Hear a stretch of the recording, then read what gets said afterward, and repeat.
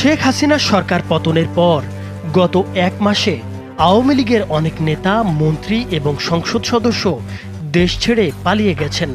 গ্রেপ্তার হয়েছেন 2 ডজনেরও বেশি মন্ত্রী, সংসদ সদস্য, উপদেষ্টা, উচ্চপদস্থ সরকারি কর্মকর্তা ও শীর্ষ পর্যায়ের নেতা। অন্যদিকে হাসিনা সরকারের সাবেক মন্ত্রী, এমপি ও তাদের পরিবারের সদস্যদের লাল পাসপোর্ট সহ মোট 589 জনের পাসপোর্ট বাতিল করেছে অন্তর্বর্তী সরকার।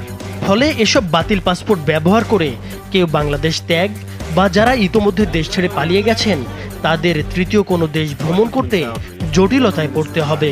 বন্ধ হয়ে যাবে রাজনৈতিক আশ্রয়ের